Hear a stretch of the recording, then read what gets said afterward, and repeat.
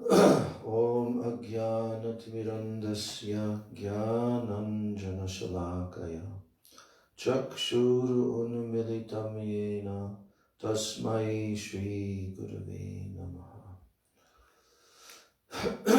Mukam Karoti Vachalam Pangum Langayate Girim Yat Kripa Tamaham Vande Shri Gurun Dinataranam.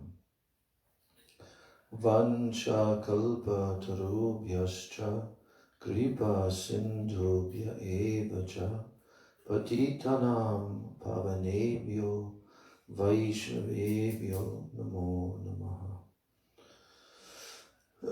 Namo mahabhadanyaya Krishna prema pradayate Krishnaya Krishna chaitanya namne Gauda Tishe Namaha. Nityanandam Namastubhyam Premananda Pradayane Kalau Kalamashanashaya Janabha Pataye Namaha. He Krishna Karuna Sindho Dina Bandho Jagatpate Gopesha Gopika Kanta Radha Kanta Namostute Tapta Kanchana Gaurangi Radhe Brindavaneshwari Vrishabhanu Sute Devi Pranamami Hari Priye.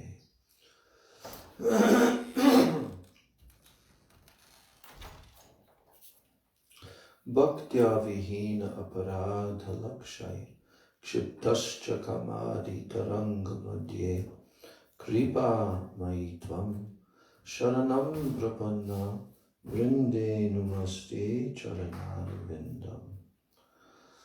Sri Krishna Chaitanya Prabhu Nityananda Sri Advaita Gadadhar Srivas Adi Gaura Bhakta Vrinda.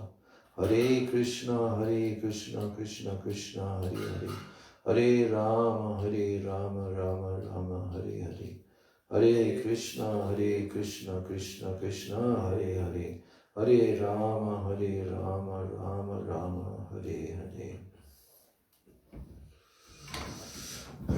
First of all, I'm offering my unlimited Dandavat pranams and my Shraddha Pushpanjali at the lotus feet of my most worshipable beloved Gurudev, Nitya Lila Pravishta, Om Vishnupad Paramahansa, Ashtotarashata, Sri Srila, A.C. Bhaktivedanta, Swami Maharaj, Srila Prabhupada.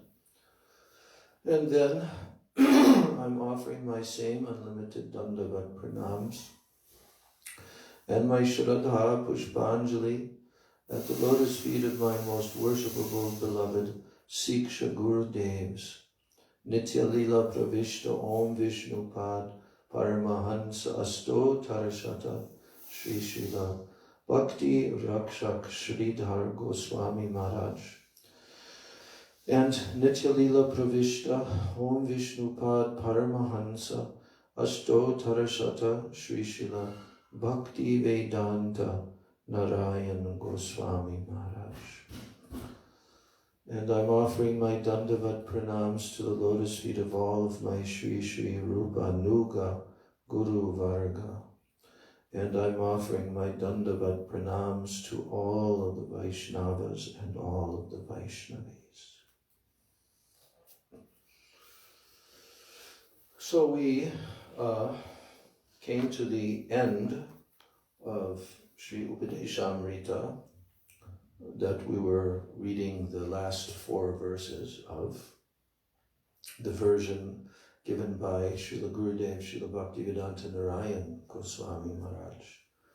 His Upadeshamrita includes the 3 commentaries, one by Srila Bhaktivinoda Thakur, one by Srila Bhaktisiddhanta Saraswati Thakur, and another, which was the first one written, by Radha Ramana Das Goswami. So we read those 3 commentaries for all the 4 verses, 8, 9, 10, 11. That means we read 12 commentaries. But one commentary that we didn't read in the class was the commentary of our Srila A.C. Bhaktivedanta Swami Prabhupada. And so I thought, before we proceed forward, because we're going to go in quite a few directions from this point, that's my plan for this study group, that we will also, because what we want to do is we want to come to the point where we really understand what the process is. And we have been studying what the goal is and also what the process is. Rupa Goswami. We should also understand what process was followed by Srila Raghunath Das Goswami, because he is the Prayojan Tattva Acharya. He has followed the process by his own example and taught the whole world how to achieve this ultimate goal of life. What is the ultimate goal of life? That we who have come into this this Sampradaya, Rupanuga Sampradaya, coming from Sri Chaitanya Mahaprabhu, what is that ultimate goal of life? Is it that we want to attain mukti, liberation from material existence? Is that the ultimate goal of life? Not at all. Do we want to go to the Paravyom, the unlimited transcendental spiritual sky, where there's infinite numbers of Vaikuntha planets, wherein the Supreme Lord, Sri Vishnu, all of his forms are situated there in the eternal spiritual world, along with Lakshmi Devi and his eternal servants in Vaikuntha? Do we want to go there? No, because Rupa Goswami has clearly stated in his Upadeshamrita that we've just been reading, but that is not the final destination. It is not the highest dham. We don't decry it. It's inconceivable. Even Gurudev said, the beauty of the form of Lord Narayan is inconceivable. But yet, in terms of rasa, it pales in comparison with Sri Krishna. This is our objective, because we've come in the line of Chaitanya Mahaprabhu. And Chaitanya Mahaprabhu, who did he serve? Who did he worship? Chaitanya Mahaprabhu.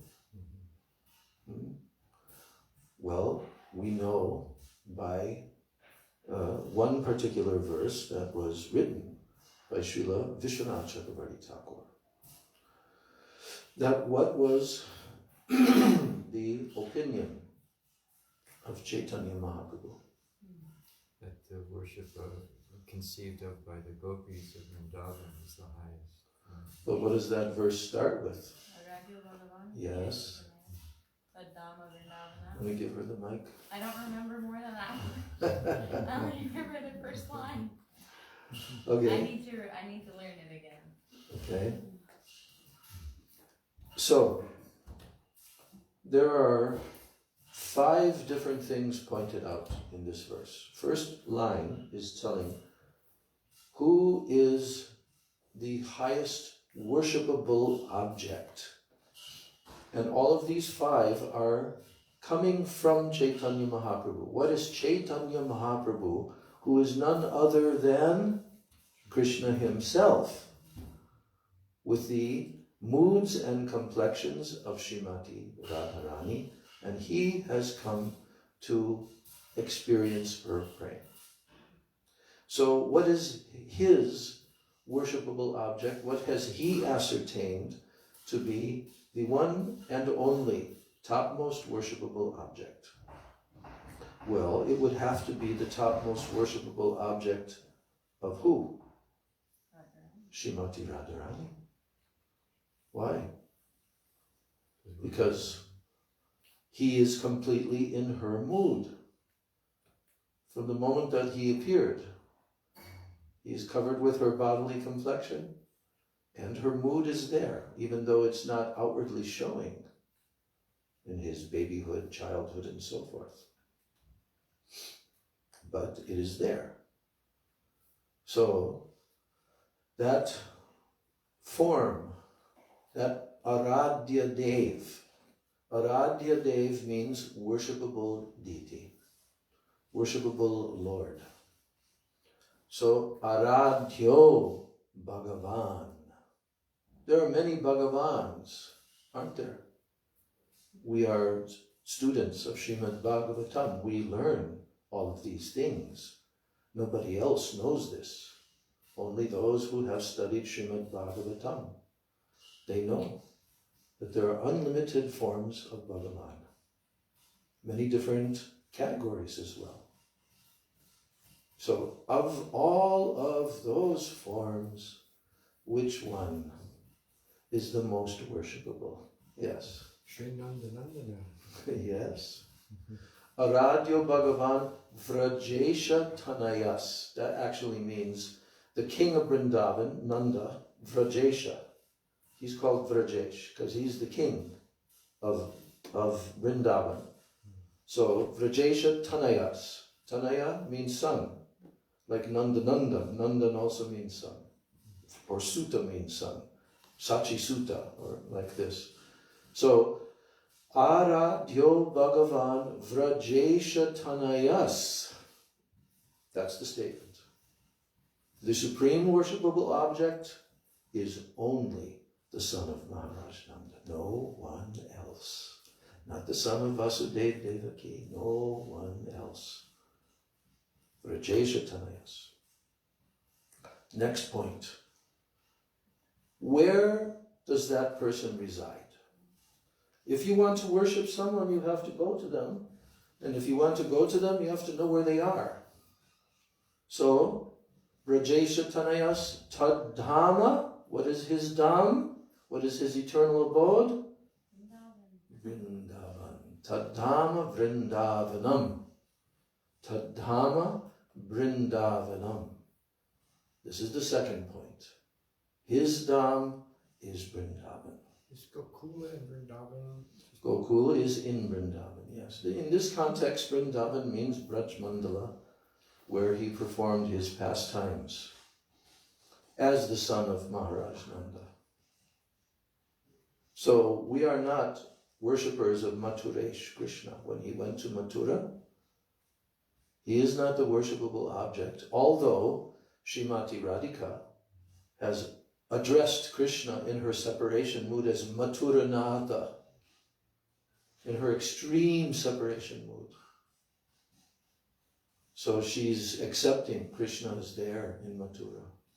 But actually, Krishna never left Vrindavan. This is very, very confidential tattva. That Krishna, the son of Maharaj Nanda, never left.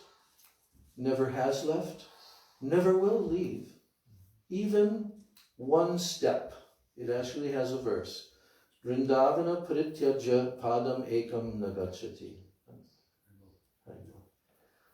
Padam ekam nagachati. That means even one step, he does not go outside of Vrindavan. So, tadhama Vrindavanam. Next point, who worshipped and who are the worshippers, the best worshippers? We know there's many worshippers of that Krishna, the son of Maharaj Nanda. In fact, all of the residents of Vrindavan, even the forest animals and the trees and all, they love Krishna. It is a kind of worship, right? Prem, the aradhanam is done in prem by them. So there's different categories of Krishna's worshippers in the different rasas, right? But of all of the worshippers, including Mother Yashoda, including Nanda Maharaj, including the gopas, gopis, cows, everyone. Who holds the highest position of being the highest worshippers who worshipped him in the highest way? Who are they? How do we know? Because if they worshipped him in the highest way, we want to know about that because we want to go there. They have already proven this, and it's already been acknowledged. It's been acknowledged throughout Srimad Bhagavatam and elsewhere that this category of worshippers are the highest. So that's the second line of this verse. Ramya Kachid Upasana. Upasana means worship, right? Ramya Kachid Upasana Vrajavadhu Vargena Yakalpita. So Vargena means Varga, path. The path of worship which has been adopted by the Vrajavadhus. Vadhus means wives. The wives of the cowherd people. The gopis. Ramya Kachid. That ecstatic mood of worship by which they worshipped Krishna, it is the highest. Nothing, no one, anywhere can compare. And there's no form of Bhagavan that was worshipped by any other persons as great as these. Just I do hear. I say can you get the microphone? It's not going to reach it. Wait. It's going to pull that down. You have to put it in. Yeah. Thank you. Yeah, you mentioned Vadhu, wives. Now, I always has a ring. Vadhu means it's Swakiya. You know, it's marital. Can you hold it closer? It's marital. Vadhu, wives. Mm-hmm. So how do you say that? Well, I don't say it. Vishwanath Chakravarti Thakur says So there must be some other meaning about it. Well, because they're not his wives, and it's Parakiya Bhav. Yeah. Yeah. But they're the wives recognized as the wives in Braj. They're not worshipping him in the mood of Swakiya, but it's being stated that this is the category of his worshippers that gave the highest worship, and they're the Brajavadhus, right? Is there some other? I don't know, we can look it up, maybe. Sanskrit is a very broad language, but that's my understanding. The wives of the cowherd men of Braj worshipped Krishna in the highest way. Through what? Through Parakiya Ras. That's how they worshipped. Yeah. The Brajavadhus, they had no other relation with Krishna except Parakiya. But we know all that, how Yogamaya has created these so-called husbands. Without that, this Parakiya Ras could not be tasted and so forth. So, mood of separation included in that? yes, majorly. The separation is Vipralambha, and Chaitanya Mahaprabhu is the form of Vipralambha, of Srimati Radhika. He's tasting. That's why he exhibited such extreme separation. You can read in the Antya-lila especially, how Mahaprabhu in his final 18 years in Puri was just drowning in separation. You know, separation is the means for us to go there, not sambhog. Sambhog will be there, but for us to cross over and to go there, it will happen only through separation mode. And the Sikshastakam is expressing that, right? In the final two verses. Yugayitam nimeshena, the mood of Gopi Bhav. And finally the last verse, Ashlashyava padaratam vinashtuma, the very mood of Srimati Radhika, in her extreme separation, even seeing Krishna for the first time after many, many, many years, eons, yugas in Kurukshetra. And she's expressing like that to Krishna. You can do anything. You are my worshipper, O Lord, and there is no other. Na paraha, there is no other. Separation. This is what we're going to study, because Vilapa-kusumanjali, this book here, Vilapa-kusumanjali, which has been lent by Braj Prabhu, we're going to go into that. There's so much commentary of Srila Gurudev. We're going to enter into that and study how Raghunath Das Goswami was merged in separation mood to the farthest extreme degree. A lot of these things are expressed in Manasiksha as well by Raghunath Das Goswami in those 11 verses. And we should also study that. So, back to the verse. So we've covered the first 2 lines. Brajavadu Vargena Yakalpita. Ramya Kachadupasana. Brajavadu Vargena Yakalpita. Now, 3 things have been established thus far. What is the evidence? To prove. What is the evidence accepted by Chaitanya Mahaprabhu that proves these 3? Srimad Bhagavatam Pramanam Amalam. Spotless evidence. Srimad Bhagavatam Pramanam Amalam. Amalam means spotless. So Praman means evidence. Srimad Bhagavatam Pramanam Amalam. That is why we study Srimad Bhagavatam. That's why Srila Prabhupada worked on Srimad Bhagavatam to bring it to the West. It is the Shastra that proves everything. Whatever the Goswamis have written are their commentaries, the expansion of the Srimad Bhagavatam. So, and then there's 1/5 thing that is made, or that is declared in this verse. Srimad Bhagavatam Pramanam Amalam. Now, what is the great ultimate attainment? What Mahaprabhu has declared as the highest ultimate attainment of the living being. Prema Pumarto Mahan. So Pumarto, just like we have Dharma, Artha, Kam, Moksha, Artha. Artha means attainment. So, Prema Pumarto Mahan. Mahan means great.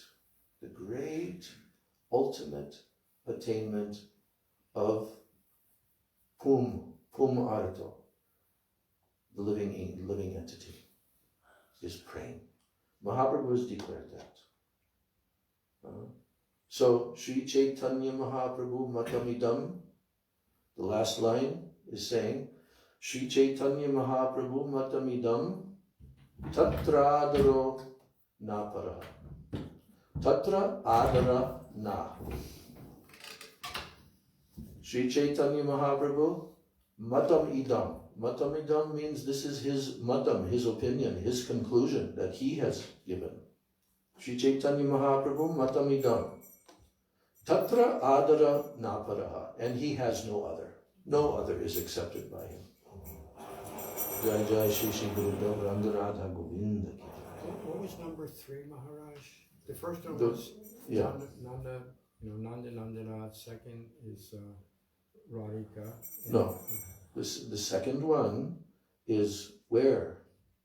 Oh, Where does he stay? yes, and then the third. Vrindavan. Yes, okay. The third one is who are his highest worshippers. Yes. Fourth one is what is the praman, the evidence to prove this, and the fifth one is what is the final conclusion of Mahaprabhu. Gurudev liked this verse very much. I read a quote in Shloka Rita the other day, which is why I really need to remember it.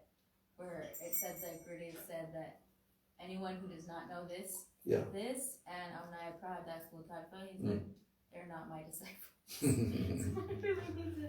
Well, you better catch up. I'm gonna catch up. Sometimes I learn it, but then I forget also. I forget. Yeah. Like Amnaya Praha Tattvam. I know that I will slip up as I'm trying to say the 10 different, because I usually have to refresh my memory, especially on the longer verses nowadays. The shorter ones they're still kind of there, but the longer ones, I blank out, So, but anyway, so I'm making this point because Raghunath Das Goswami is called the Prayojan Tattva Acharya. Rupa Goswami is the Abhideya Tattva Acharya, and Sanatana Goswami is the Sambandha Tattva Acharya. And what they have written also shows how they are the Acharya of these three. Sambandha, Abhideya, Prayojana. All Vedic knowledge, Mahaprabhu told, is in one of these three categories. So, the subject matter of Sri Radhakunda, to go there during Kartik month, to bathe in Radhakunda, all these things should not be taken lightly. There are thousands and millions, literally millions of people that come there annually to bathe. But very few of them understand tattva. And very few of them are living their lives in such a way. They are not yet knowledgeable. But we have been graced by our disciplic succession to become aware, being given the instructions how to approach Radhakunda. So, I'm going to read. There's a very nice introduction here.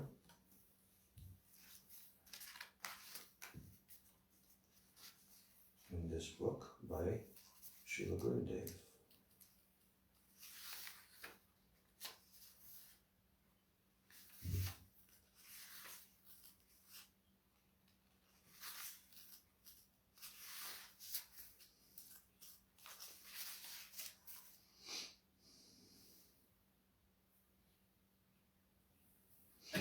So there's an introduction by Rasik Mohan Das. Who's that? It's our Badger's on, the brother. Who's that? Rasik Mohan Das. Who's that? Oh. Oh, okay. This is Vilapa-kusumanjali, right? Yeah, And that's Rupa Goswami, or Raghunath Das Goswami. Raghunath Das. Raghunath Das. Raghunath Das Goswami.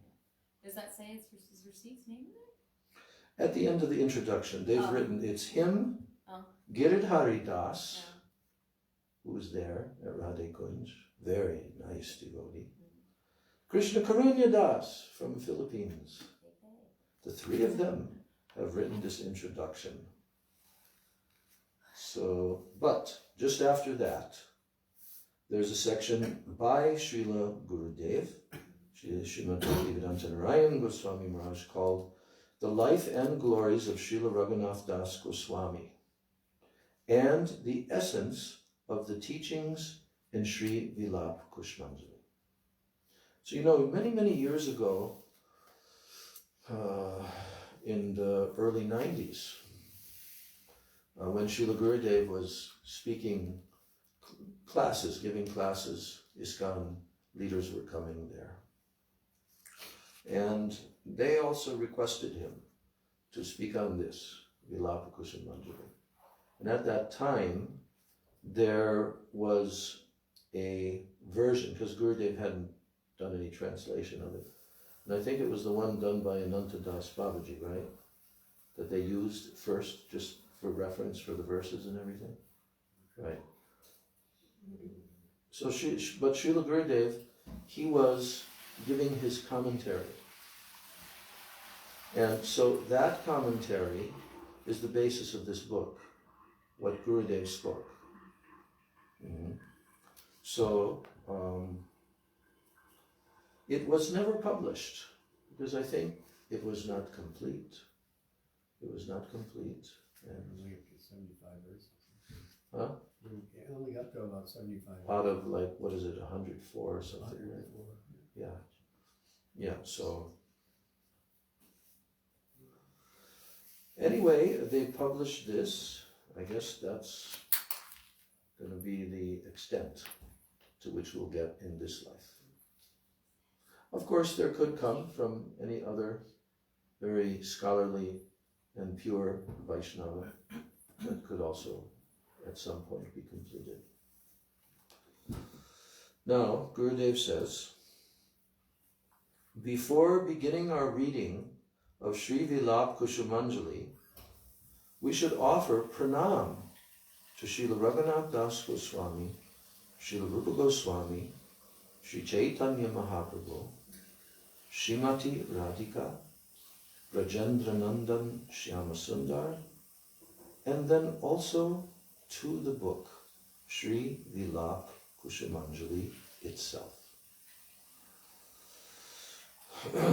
You know, Vilap. Vilap means lamentation.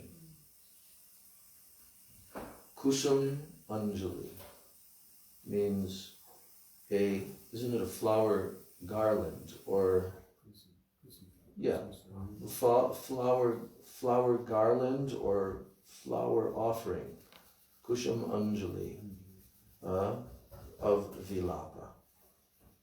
This is Vilapa means lamentation. Isn't kusum also kind of lotus flower? Like what? You know that place kusum sarovar? Yeah. That type of flower. Yeah, it's flower.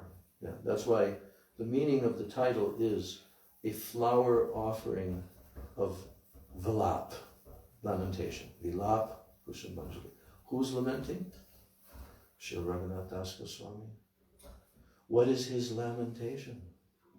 That's the subject matter of this entire 104 verses that he composed.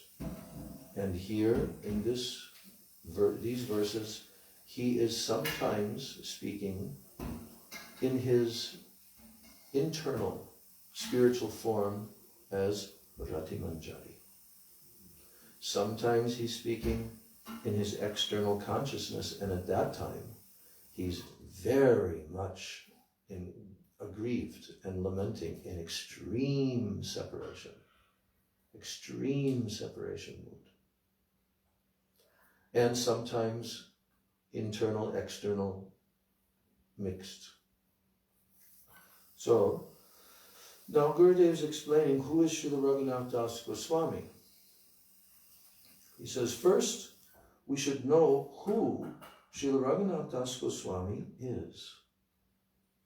Srila Gopal Guru has stated in his Padati that in his Swarup Siddha perfected form, Srila Das Goswami is Rati Manjari. And his nickname is Tulsi Manjari. All the Sakis use the name Tulsi Manjari, although they also sometimes address her as Rati Manjari. Das Goswami has come with Sri Chaitanya Mahaprabhu. Sri Rupa Manjari and all the other Sakis from Goloka Vrindavan Dham. So that's one sentence. Das Goswami has come with Sri Chaitanya Mahaprabhu, Sri Rupa Manjari, and all the other Sakis from Goloka Vrindavan.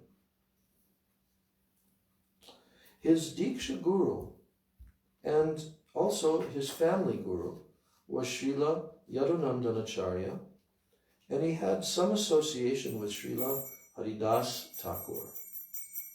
He also met Sri Nityananda Prabhu, and after that he met Sri Chaitanya Mahaprabhu. Now is an overview of the pastimes of Raghunath Das Goswami. Raghunath Das wanted to join Sri Chaitanya Mahaprabhu since his boyhood, but Mahaprabhu advised him not to leave his home, father and mother so early. Mahaprabhu told him, "You should first become mature in bhakti, and then you can leave your home. For now, return to your house, return to your home. Don't be mad or in anxiety. Sometimes, seeing another person, one becomes enthusiastic and he acts impulsively. Later, however, when his fever subsides, he understands that he has made a mistake. Now, you are a very young child in these religious affairs. You should not be over-enthusiastic and impatient. Go back and love your father and mother outwardly, yet maintain firm faith in your bhajan. God will help you one day, and you will achieve your ultimate goal." Raghunath Das went back to his parents' home and lived together with his wife, his father and mother. After some time, he met Nityananda Prabhu at Panihati, and there he received his mercy. So we recently went over that because Raghunath Das Goswami's appearance or disappearance day, just before Kartik. So he met Nityananda Prabhu at Panihati, and there he received Nityananda Prabhu's mercy. So without Nityananda Prabhu's mercy, no one can get Mahaprabhu.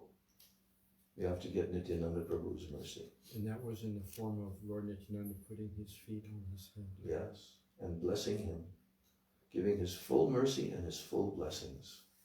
And he also told him, very soon you will be delivered. Then, soon after his return from Panihati, his guru, Yadunandanacharya, came to his home very early one morning while it was still dark.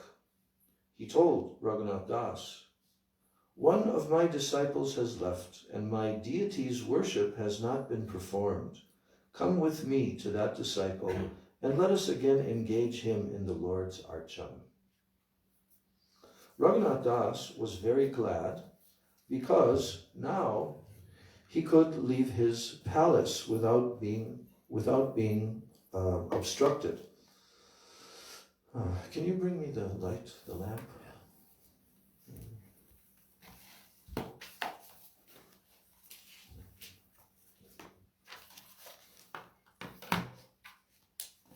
Good.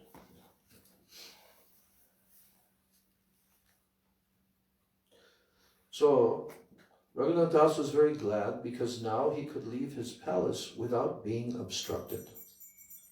Many guards had been watching over him, but when they saw that he was with his guru, they did not disturb him. Coming out of the palace, he told his guru, "You may go to your home. I will go alone to your disciple, and I will send him to you." He told that to his guru. But did he do that? Okay. Did he do it at first? His Gurudev left, and Raghunath Das gave the message to that disciple. The disciple went to his guru, and Raghunath Das left for Jagannath Puri. So it appears that he did deliver the message to the disciple, and then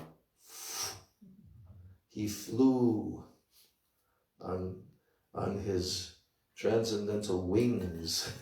Does it say how much time there was between, Lord Chaitanya told him, "You stay at home," Yeah. and then between that time and the time he left? Yeah. In the Chaitanya Charitamrita, Gurudev is just summarizing, but there it describes his first meeting with Mahaprabhu and how Mahaprabhu gave him that instruction. So he went back, and what I recall is about 1 year. About 1 year. He went and did that. Huh? Not much at all, not much time, really. Not really. No. And then he met Lord Nityananda. And this, very soon after meeting Lord Nityananda, this took place. But you see, he wanted initially to go to Mahaprabhu, and that's when the guards were assigned to always keep him, keep him captured. They were so much, the parents were so much worried that he would leave home, because he had all these symptoms and he had no interest. Even the father told the mother, look, our son is not even the slightest bit interested in his beautiful wife. Prabhupada, Gurudev, he used to say that the wife of Raghunath Das Goswami is like Miss Universe, more beautiful. Right?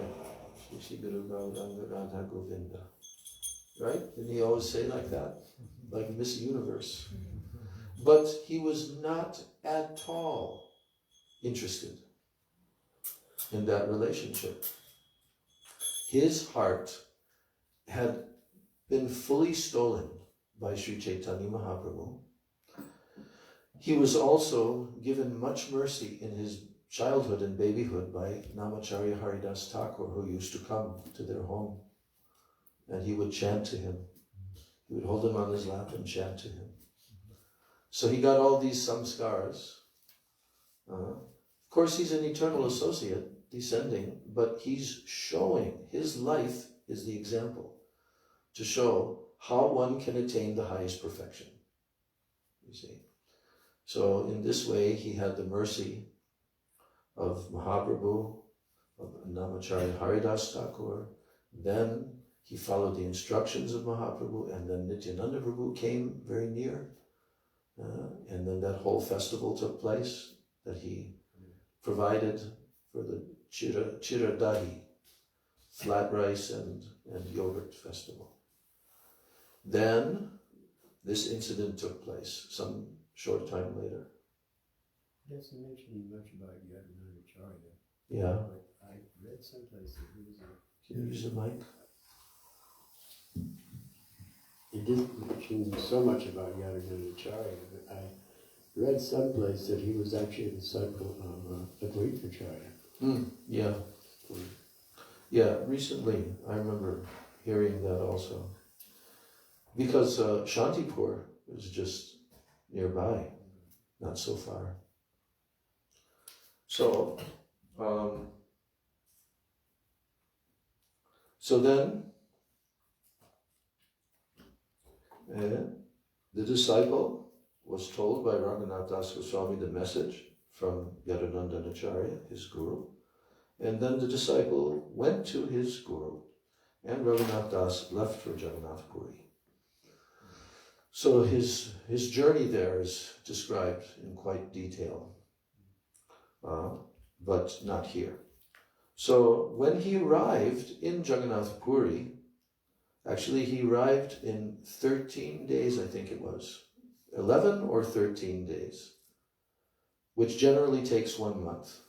But he was running on the side roads, on the back roads, and just, and he only ate 3 times during that journey. So when he arrived, Mahaprabhu told Swarup Damodar to provide for him and let him take unlimited Jagannath Mahaprasadam for the whole next few days, right?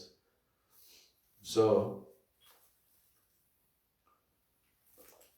when he arrived in Jagannath Puri, he met Sri Chaitanya Mahaprabhu, who placed him in the hands of Sri Swarup Damodar.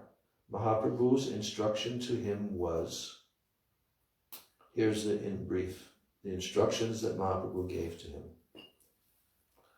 Of course, this didn't happen just upon his arrival. But after some time, he also wanted, because he was receiving all instructions from Swarup Damodar. Raghunath Das Goswami was handed over by Mahaprabhu into the hands of Swarup Damodar Goswami. And it's very appropriate because Swarup Damodar Goswami is Lalita Devi herself. And so Rati Manjari is under Lalita Devi and Rupa Manjari. So he learned everything. The whole 18 years that he was in Jagannath Puri with Mahaprabhu, over approximately 18 years, he learned everything from Swarup Damodar Goswami. But he one time wanted to hear directly from Mahaprabhu. So Swarup Damodar Goswami related this desire of his. He didn't even directly ask Mahaprabhu. But Swarup Damodar told him he would like to hear any instruction from you.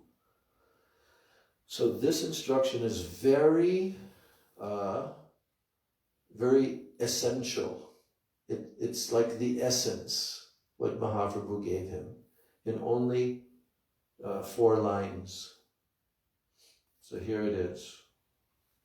Gramya Katha na shunibe. What does that mean? Don't hear gossip. Don't hear Gramya Katha. Gramya Varta na kohibe. What does that mean? Don't go to the place for that. Huh? Don't go to the place with them. No. Gramya Varta. That means don't speak. Don't, na kohibe. Kohibe means to speak. Don't speak. Don't hear, don't speak it. Gramya. What is Gramya Katha? Village topics. Yeah, it means gossip, right? Ordinary, mundane, don't hear. Balo na kaibe ar balo na poribe. Balo means very good, very fine, fine quality. He says, balo na kaibe. Don't eat luxurious foodstuffs. In Jagannath Puri, there's lots of luxurious Jagannath Mahaprasadam. Isn't there? Yes. But he's saying, don't eat luxurious foodstuffs. We know that Mahaprabhu himself, he wanted to follow that as a stricture in his own life. And right after taking sannyas, he came to Advaita Acharya's house. Advaita Acharya wanted to give him his first, first charity to him as a sannyasi, as a new sannyasi. So his wife, Sita Devi, and they cooked like hundreds of preparations.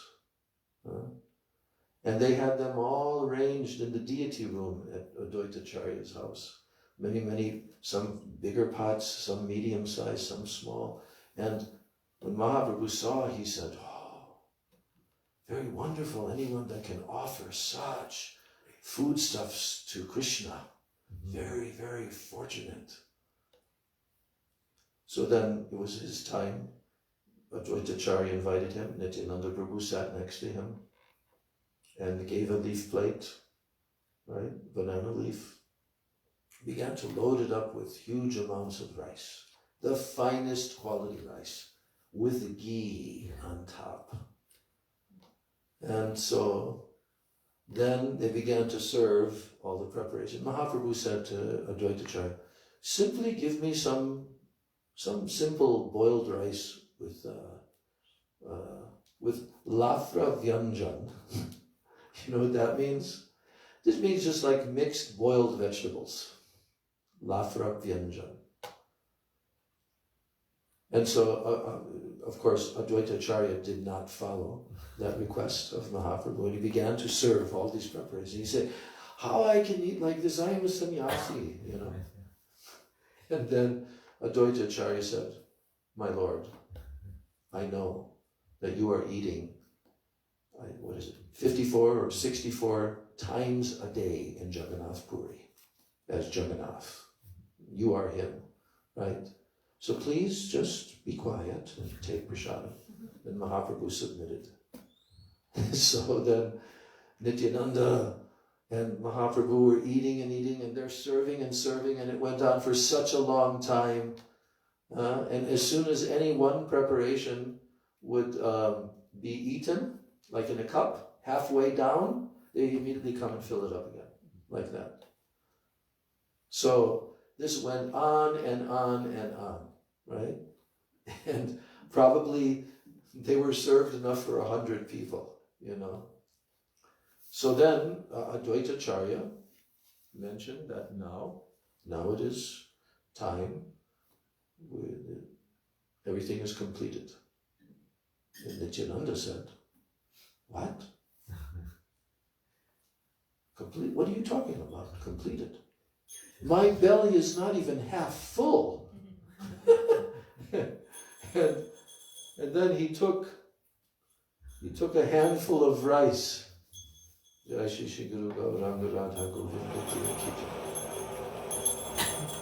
he threw it at Advaita Acharya. And the particles of rice stuck to his cloth, and he began dancing in ecstasy. But Advaita and him, they continued to have almost like an argument, and criticizing one another. But each one of the so-called criticisms was actually a glorification of one another. So, in this way, how did I get on that topic? Oh yeah, okay. So, balona kaiveyar. Don't eat luxurious foodstuffs. And balona paribe. Don't dress luxuriantly. Now, amani manada hoya. What does that mean? We know because the third shloka of Shikshastakam. Amani na manadena, right? So, amani manada hoya. Do not want respect. Amani manada hoya. But manada, give respect to all. Then Krishna Nam Sada Labe. What does that mean? Krishna Nam Sada Labe. Always chant Krishna's holy name. Then the last line says, Vraje Radha Krishna Seva Manase Koribe. What does that mean? Serve Radha Krishna in the mind, Manase. Yes. Serving in the mind. Vraje. In Vrindavan. Yes. Always within your mind, Braje Radha Krishna Seva Manase Koribe.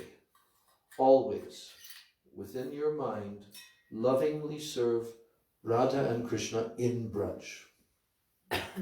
In Braj, within your mind. What's the Bengali one more time? Vraje, in Braj, Radha Krishna Seva, serve Radha and Krishna, Manase Koribe, in the one's mind. So, Gurudev goes on and says, there are many pastimes concerning Raghunath Das Goswami's renunciation in Puri, and how Sri Chaitanya Mahaprabhu and Sri Sarup Damodar Goswami gave their mercy to him. When Chaitanya Mahaprabhu left this world, Das Goswami became without shelter. He was previously eating rice, dal, and so forth, but after Mahaprabhu left, he ate only fruits and milk.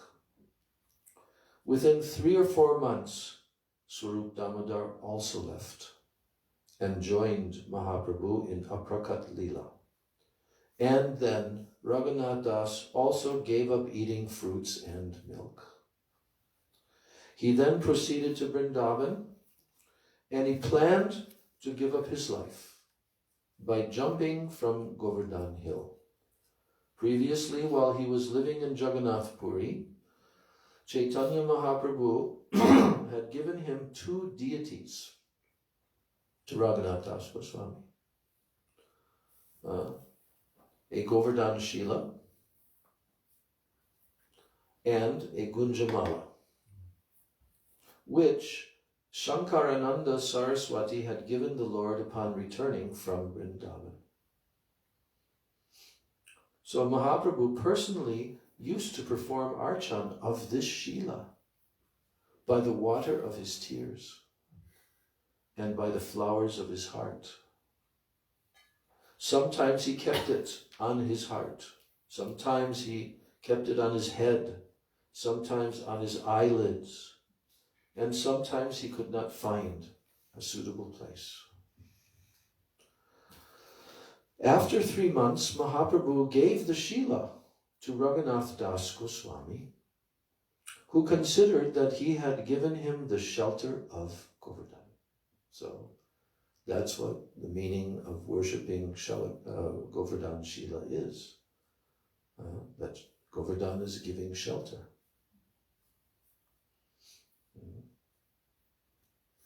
He thought, Raghunath Das Goswami thought, by this, Mahaprabhu has given me to Govardhan, has given me to Govardhan. I should serve Govardhan. By giving me the Gunjamala, he has offered me to the lotus feet of Srimati Radhika. You know what Gunjamala is? Red, white, and black. It's a particular berry from a gunja tree, but that you can find them in Vrindavan. And even at Radharaman, they also keep Gunjamala there. And that is considered to be, just like Govardhan Srila is considered to be Krishna himself, and the Gunjamala is considered to be Srimati Radhika herself. So, when he performed his worship, he used to place the Gunjamala around his neck, taking shelter of Srimati Radhika. He served Govardhan as Krishna. Brajendra Nandan Shyama Sundar. He served him as Krishna, Brajendra Nandan Shyama Sundar, always thinking of him as a Palya Dasi, always thinking of himself as a Palya Dasi of Srimati Radhika, a Manjari. So Raghunath Das Goswami came with these two deities to Vrindavan, and there he met Srila Rupa Goswami and Srila Sanatana Goswami. He told them about his idea of going to Govardhan, but he did not disclose his idea to take his life by jumping from Govardhan. He didn't tell that to Rupa and Sanatana. But they could understand his intention, however. And then Sanatana Goswami instructed him, don't do so. You are my brother, and Rupa Goswami's as well. Sanatana Goswami then told him about his own life's activities. He explained that while he was traveling from Vrindavan to Jagannath Puri, he became infected with a skin disease, the pus from which was oozing from sores all over his body. Remember that pastime? So as soon as Chaitanya Mahaprabhu saw him, he embraced him, and the pus from his body touched the body of Mahaprabhu. This made Sanatana Goswami very distressed, and he thought, I should leave this body by throwing myself under the wheel of Lord Jagannath's chariot. Chaitanya Mahaprabhu knew about this and told him, you have given this body to me, and now you are behaving independently. You are giving yourself verbally, but internally you are not. You have no right to this body, for you have already surrendered it to me.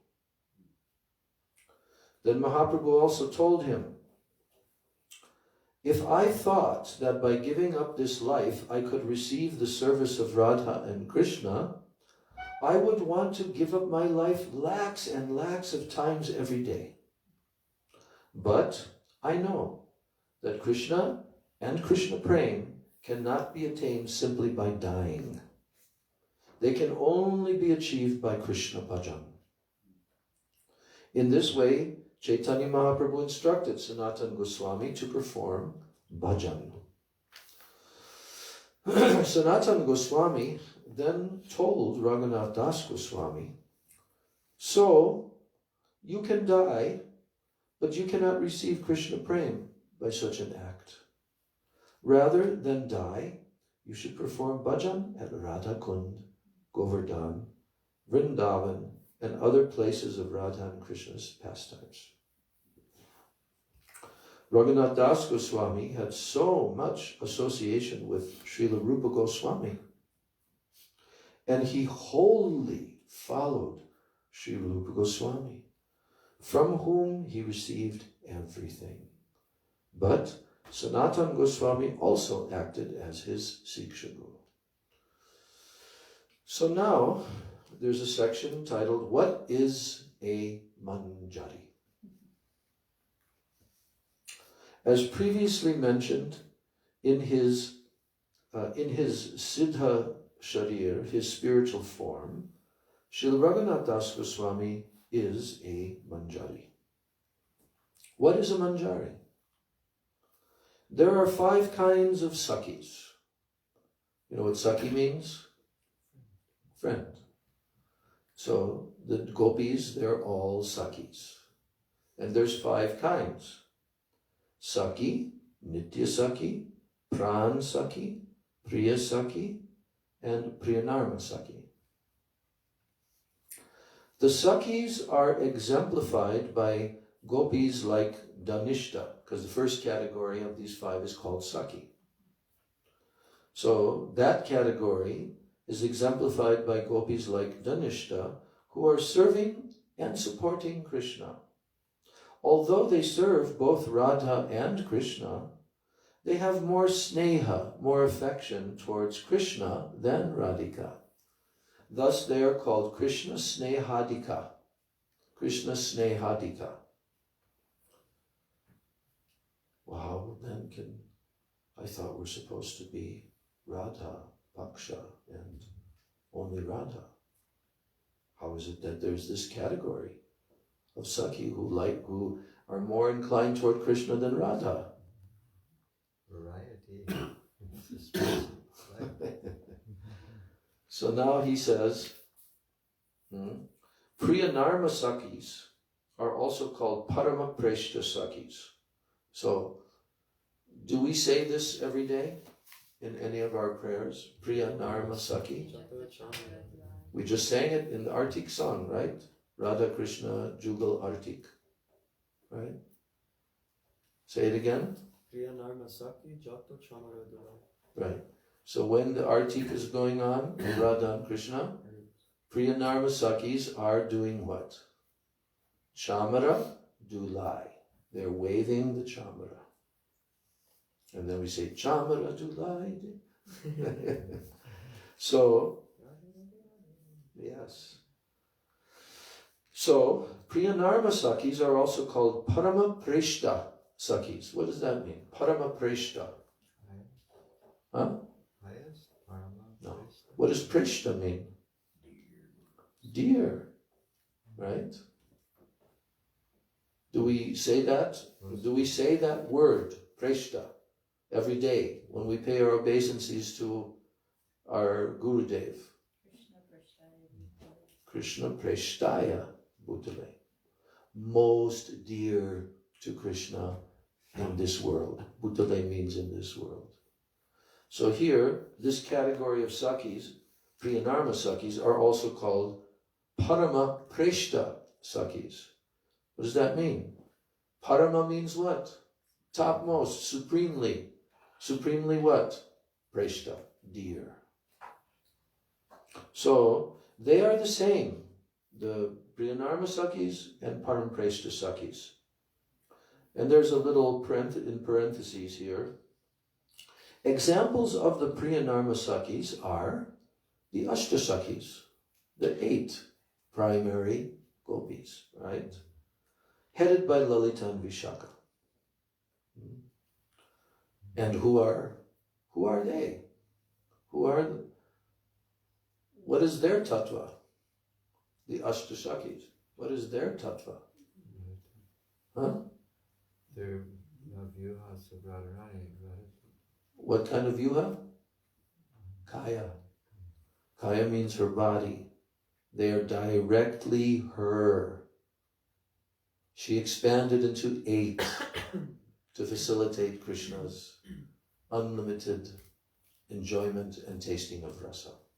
8 separate personalities, expansions of the very body of Srimati Radhika. So they're in this category of Paramapreshta, Priya Narma Sakis.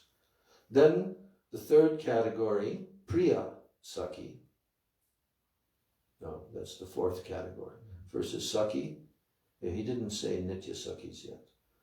So Saki, Nitya Saki, Pran Saki, Priya Saki, and Priya Narma Saki. Okay, so Priya Sakis are also called Narma Sakis. Priya Sakis are also called Narma Sakis. The Priya Sakis and the Priya Narma Sakis are called Sama Sneha. Sama Sneha. Sneha means affection. Sama Sneha means that they have equal affection for both Radha and Krishna, yet they are somewhat more attracted towards Srimati Radhika. Somewhat.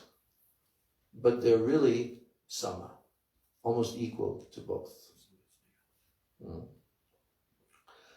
They sometimes rebuke Krishna when they see him committing any fault in relation to Srimati Radhika. And they sometimes also rebuke Srimati Radhika when she is angry and very hard-hearted towards Krishna. So generally they want that Krishna will always be under the control of Srimati Radhika.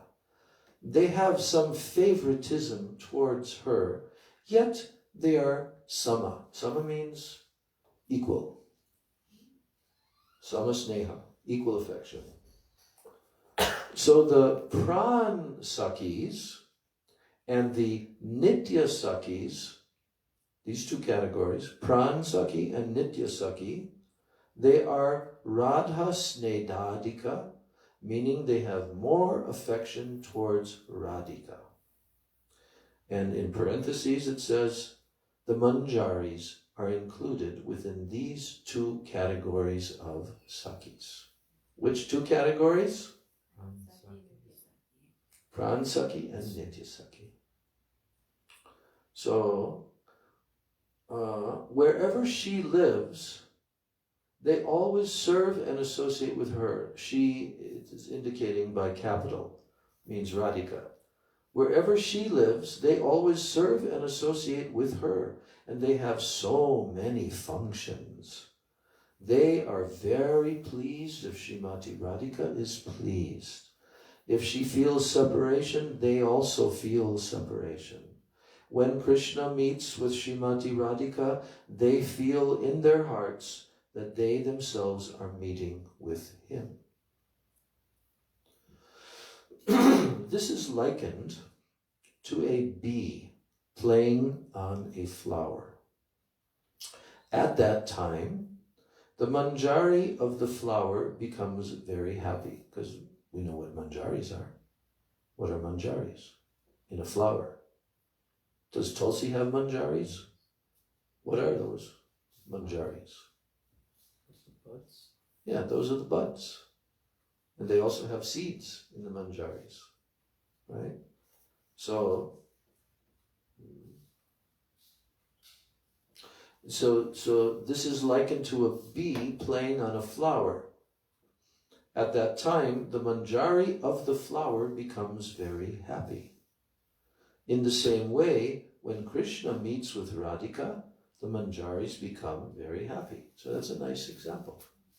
When a bee is playing on a flower, but the manjaris are also of that flower, are there, right? And the bee is trying to collect the pollen and all of that, right? So the manjaris of the flower,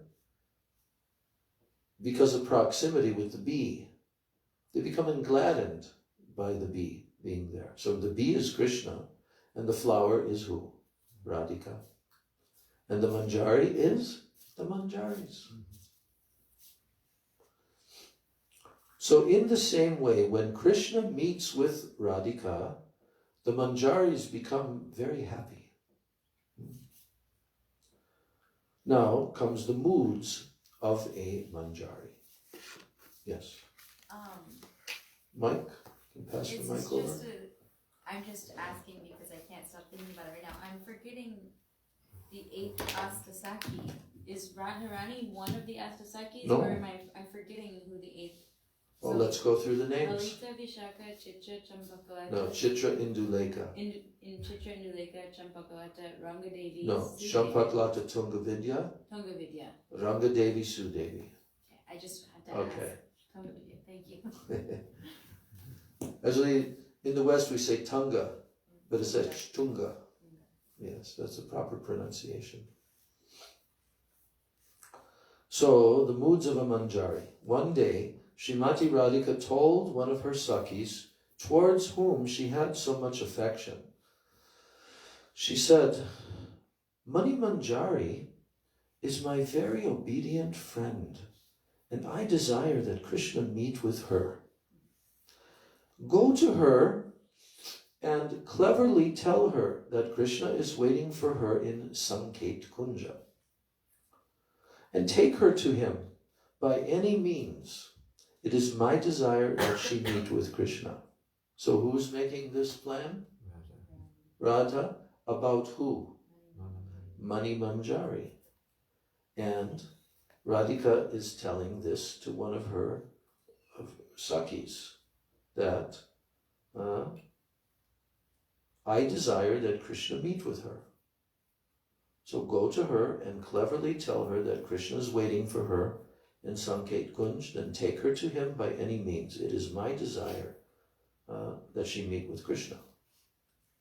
So the Saki went to Mani Manjari and told her in a roundabout way that she should meet with Krishna. She said, Krishna is waiting for you.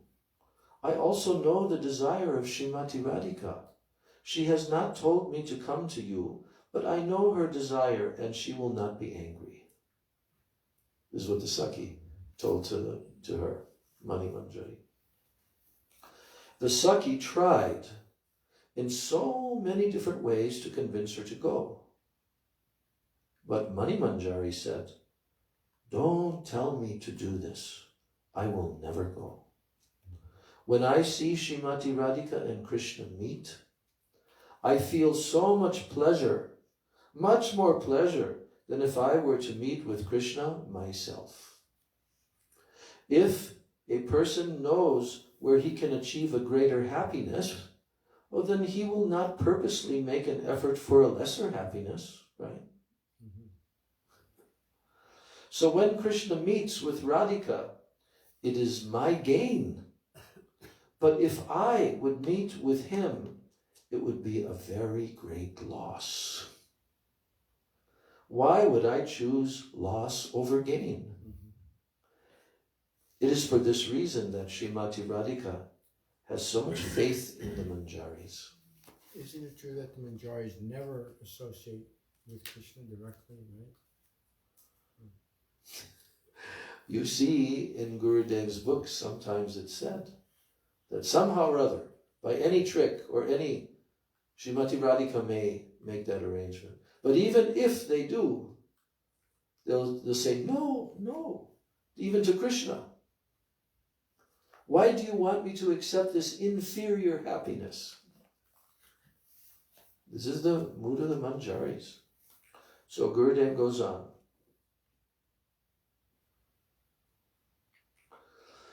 Radhika once wanted Sri Rupa Manjari to meet with Krishna. So here's an actual example. She wanted Sri Rupa Manjari to meet with Krishna. She looked towards Krishna and she hinted that he should catch hold of her. Krishna wanted to do so, but Rupa Manjari fell at his feet and prayed, please don't do this. I am Radhika Dasi. When you meet with Srimati Radhika, I get so much pleasure that I cannot describe it. So I request you to give me that pleasure, not this lesser pleasure. This is Rupa Manjari herself telling. Then Krishna agreed to her request. This mood of devotion, here's the technical term now. What is that mood called in the Sanskrit rasa language? This mood of devotion is called tad bhava ich atmika. You can repeat after me. Tat. The first word is tat. Tad bhava ich atmika. Ich atmika. Tat bhava ich atmika. Tat bhava ich atmika.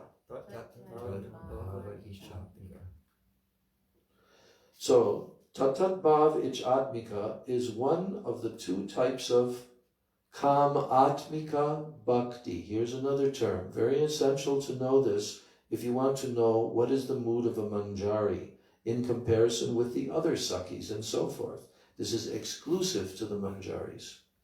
So, this mood, tat bhava ich atmika, is one of the two types of kam atmika bhakti. Repeat that. Kam atmika. Kam atmika. Kam atmika bhakti. So, the other, because there's two types, kam atmika bhakti, and the other is called sambhog atmika. Sambhog atmika. So, what are the two types? Kam atmika and sambhog atmika. Srimati Radhika, Lalita, Vishaka, and Chandravali are all sambhog atmika, which means that they have a direct relationship with Krishna. Sambhog atmika. Those gopis who become so much pleased and who experience all the symptoms, who become all the symptoms of directly meeting Krishna simply by seeing Radha and Krishna meet, those gopis are called tat bhava. Say it. Yes. They experience what Radhika has experienced with Krishna, which is more than what they would have experienced by directly meeting with him. Tad means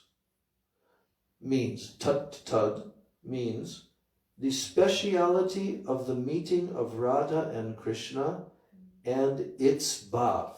So when Radha and Krishna meet, that's called tat bhav. The bhav that Radha and Krishna experience when they meet.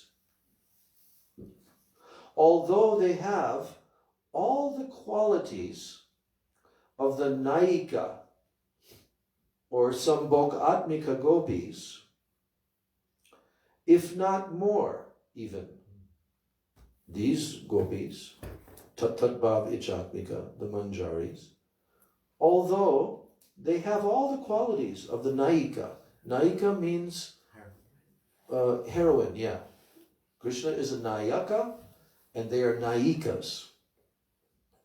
So that's another term for the gopis, because they're heroines in the pastimes of Radha and Krishna. So, although they have all the qualities of the Naika or the Sambhog Atmika gopis, if not even more, they only want to serve like this. This devotion is therefore called tat bhav ich atmika kam atmika. So they're in that category. Tat bhav ich atmika kam atmika. Not sambhog atmika, kam atmika. Rupa Manjari and Rati Manjari are both of this kind. How can this type of devotion be attained? Sri Chaitanya Mahaprabhu has come to this world only to give this bhav, not the love of Radhika or the love of a Nayika. He has come only to give this bhav. So now the next section is called What Mahaprabhu Came to Give, and Gurudev is quoting which shloka? Anarbita charim chirat karunayavatirna kalo samarpaitum unatojvalarasam swabhakti shriyam. We will read that tomorrow, because now it's just gone past 8. Time goes by so quick.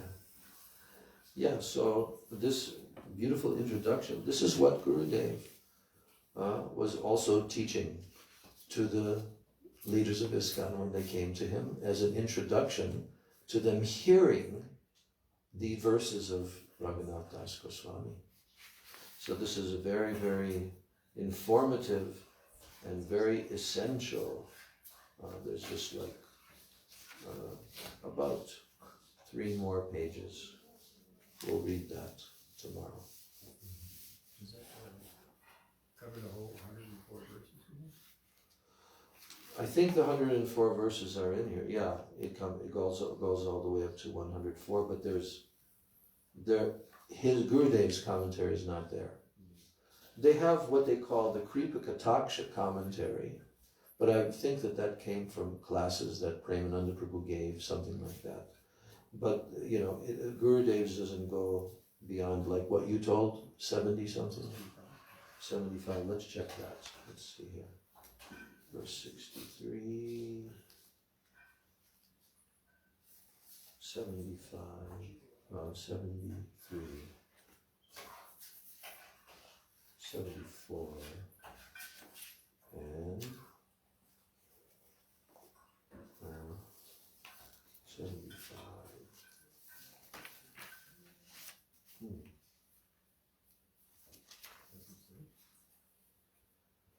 Okay, so let me just check 76 and see if... Yeah, verse 75, Gurudev has a commentary here. And verse 76, there's a commentary.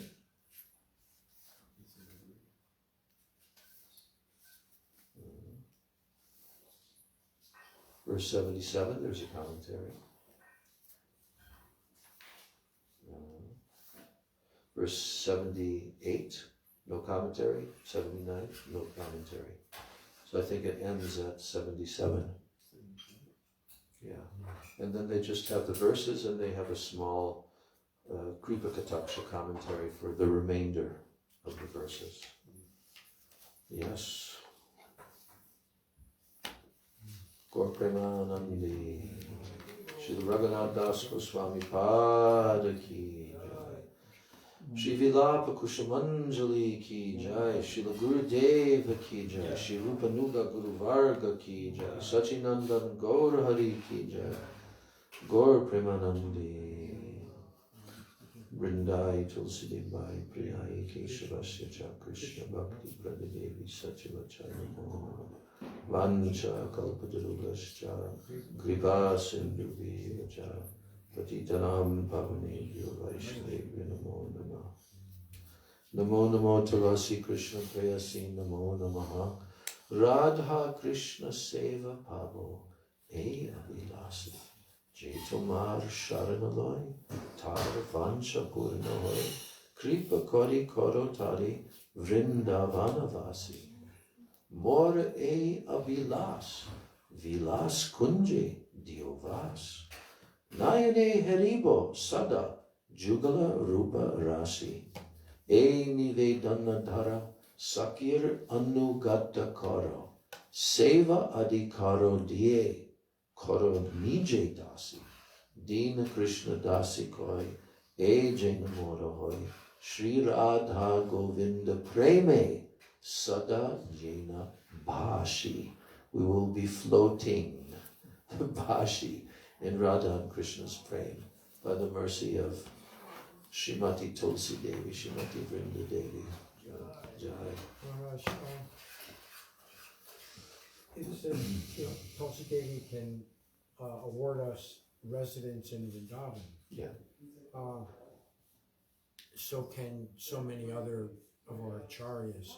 So do we have to get everyone's mercy in order to go back? Or do we just need like mercy from just one? No, we want all. This is the process of sadhana bhajan. You know, Raghunath Das Goswami himself wrote another very long, like 240 verses, which is Vraja Vilas Stava.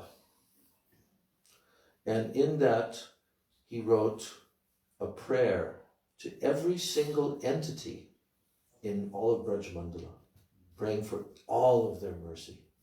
Yes.